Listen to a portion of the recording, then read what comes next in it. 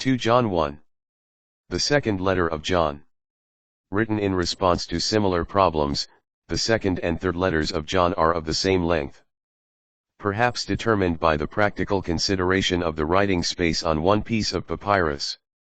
In each letter the writer calls himself the presbyter, and their common authorship is further evidenced by internal similarities in style and wording, especially in the introductions and conclusions.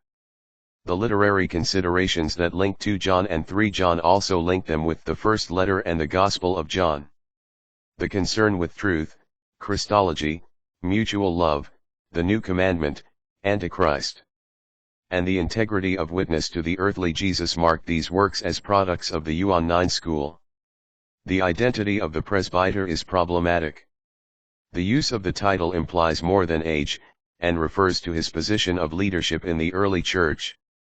The absence of a proper name indicates that he was well known and acknowledged in authority by the communities to which he writes. Although traditionally attributed to John the Apostle, these letters were probably written by a disciple or scribe of an apostle. The traditional place and date of composition, Ephesus at the end of the 1st century, are plausible for both letters. The second letter is addressed to the chosen lady and to her children. This literary image of a particular Christian community reflects the specific destination and purpose of the letter.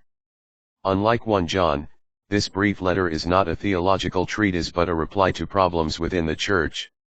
The Yuan 9 themes of love and truth are used to support practical advice on Christian living. The presbyter encourages community members to show their Christianity by adhering to the great commandment of mutual love and to the historical truth about Jesus. The false teaching present among them is a spiritualizing Christology that may tempt some members to discount teachings about the incarnation and death of Jesus the Christ. For their protection, the presbyter forbids hospitality toward unknown or progressive Christians to prevent their infiltration of the community.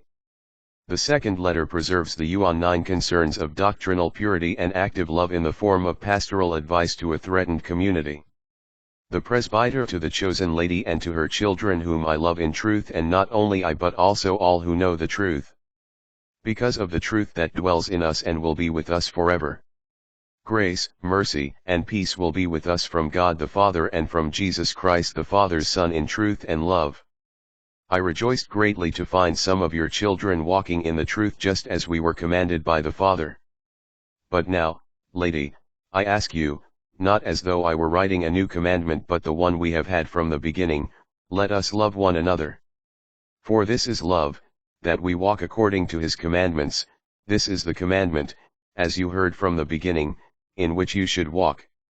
Many deceivers have gone out into the world, those who do not acknowledge Jesus Christ as coming in the flesh, such as the deceitful one and the Antichrist.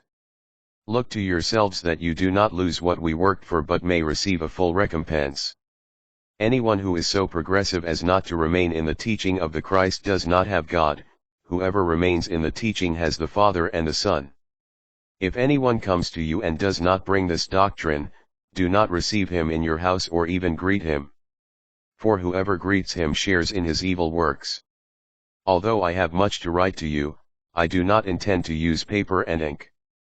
Instead, I hope to visit you and to speak face to face so that our joy may be complete. The children of your chosen sister send you greetings.